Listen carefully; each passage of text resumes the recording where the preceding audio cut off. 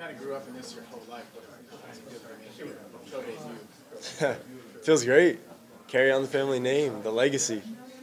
What does that really entail? You know, that is the first winner of the So when he started, the whole goal was to spread jiu-jitsu. Same goal continues today. Spread jiu-jitsu as far as we can, as wide as we can. You know, we're here to like I said, carry on the family name and legacy. You know, make my grandfather proud, make my father proud. That comes with a certain amount of expectation and also a target on your back, perhaps. Yeah, I guess. So that's why I'm here to fight. Do you watch the old videos of your pops? I have. Yeah. Yes. What do you think? Man, it would have sucked to fight with no gloves on. You know, no time limits, no gloves, no weight category. Hey, I'll do it. You know, I'm fighting at 170 and I walk around at 170. I got no problem doing it, but it's hard to live up to that expectation, you know? So you're making your pro debut. As far as I know, you had one amateur fight under your belt. Yep. Was there any thought of having some more amateur fights before turning pro? There were, but my father felt I was ready to step up. So that's why we're sitting here now. Thank you. How involved is your father in your training and Very, development? very.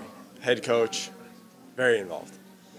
So, what does you know? Through the obviously, jiu-jitsu is part of what Yes. you're doing. What else has he brought into that? Boxing, a little bit of wrestling, kickboxing, little bit of judo also for the throws, but you know, we focus mostly on jiu-jitsu. Like I said, I'm here to spread jiu-jitsu, you know, so. Have you just got your brown belt? Yes, just got it. What Yeah. that means to you? It's been a long time. Let's just say I've been doing this since I was very little, so it took me a while. But I'm glad I got it. How old were you actually when you first started training? Since I can walk. We've been on the mats. All Gracies grew up on the mats since we can walk. Is it ever the kind of thing where you're waking up in the morning with, you know, getting choked just to see if you can get No, it's not that crazy. Have you talked to any of maybe your cousins, like the third generation of the Gracies, about competing and what it's like, kind of dealing with that burden of being, you know, this, you know, the first family of the sport? I have. I have. So I train with one of my uncles, Khonry Gracie. And, you know, we talk a lot about the fights and stuff like that. And back in the day and when he used to fight back in Japan. And something my father used to tell me was back in Brazil, they would fight for free. When they came to America, they got paid to fight. So it's a blessing to be here, you know? What are some of the, you know, some things that you've gotten from, like, your uncle Rodrigo or your father, advice over the years towards the fighting? Stay calm. Don't rush anything. Be patient. You know, one of the things about being a Gracie, obviously, is the name and like the pressure that could be on you. But on the flip side of that, your opponents have a little extra incentive to sort of come after you a little harder. You've got a little bit of a target on your back. Do you sort of carry that sort of as motivation for you? We prepare properly for every opponent. No one is taken lightly. So if they come after me, I trust that my team will get me ready for any situation. And, you know, looking for the end goal is that victory.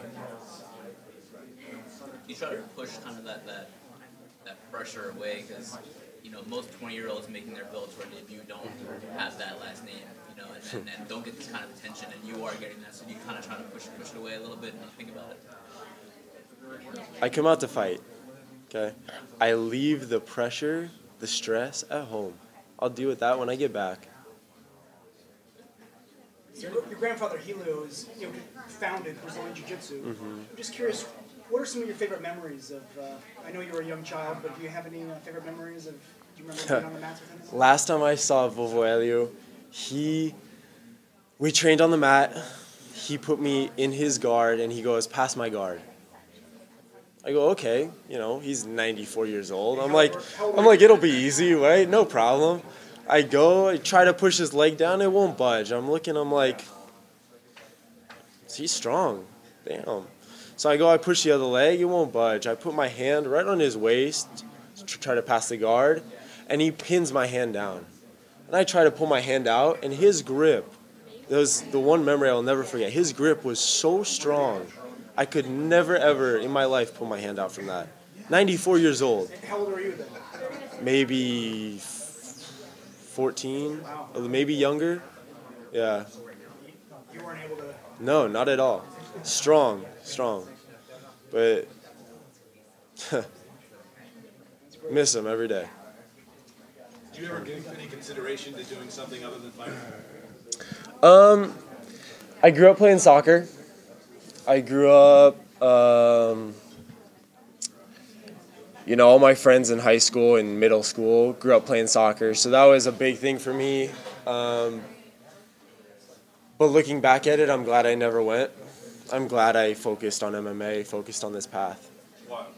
Is this the right? Just because if you look at it, I have a last name for the sport. I've been training since I was very little.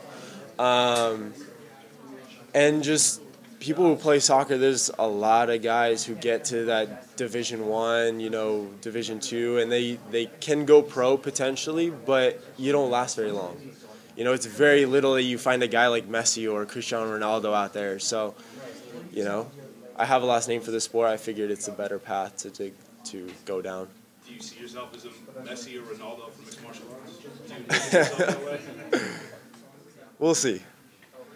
Ask me that after 10 fights in. We'll see where I'm at. If I can ask just one more.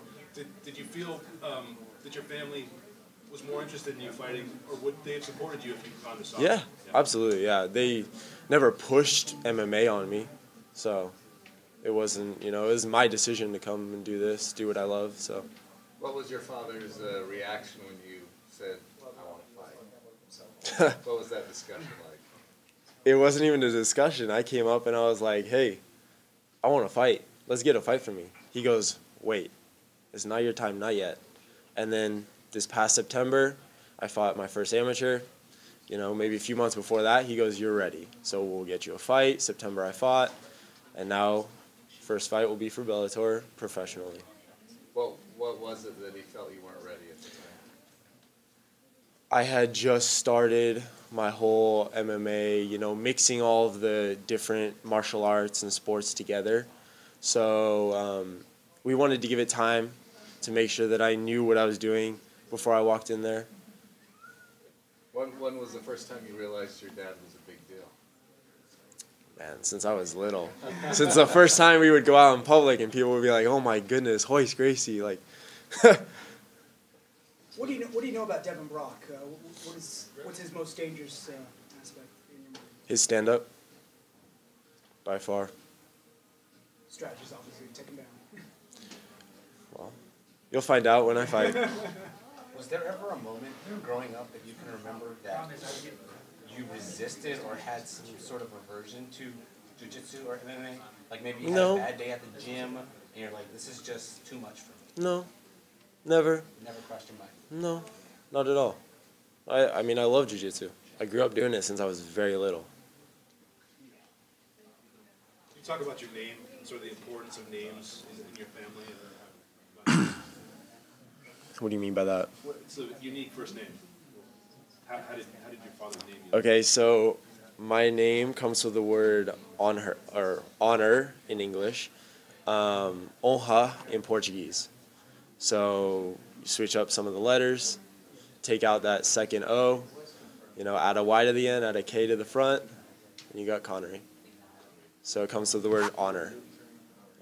Growing up, did you have to explain that to other kids? No, not a lot of people ask. That's a good question. So.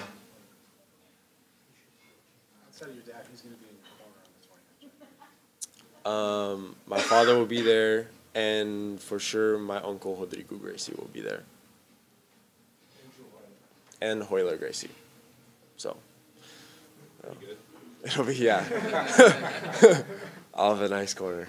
You know, I was watching your amateur fight recently, and that took place in front of hundreds. Yeah, ballroom. yeah. This is going to be the forum, Bellator, bright lights. Everything about it's going to be different. Have you thought about the jitters you might feel? No, there's no jitters. Once you get out there, your body goes numb. You don't think about all that. You think about what's in front of you, the fight. Think about getting through that. Once that happens, then you deal with all that later. Do you prefer to have the hometown advantage, or would you prefer, because I imagine there's a lot of pressure of friends, wanting tickets and all that. Would you prefer to be fighting out of state? No. I mean, when I fought in Tennessee for the amateur, I had 20 people go.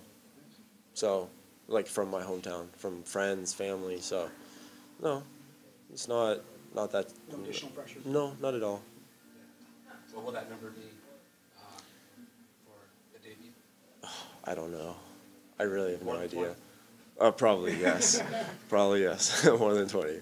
Double, triple estimate? Yeah, maybe double. Yeah. You mentioned you want to be the Messi of MMA. But you Well, said, "Let me that's wait-" what he said. Yeah, but you said, let me wait 10 fights in. Yeah. Messi was amazing from his first pro game. Are you going to be amazing on January 20th? You'll see, won't you? Are you going to watch? I'm definitely going to watch. Well, then, there you go. What do you think of the state of jiu-jitsu in MMA right now, where it's at? Good. Yeah. Yeah. I mean, it's important to know. It's half the groundwork right there, So. Compared to other fighters and having their debut, you seem very composed, very comfortable with the media. How much have you been practicing?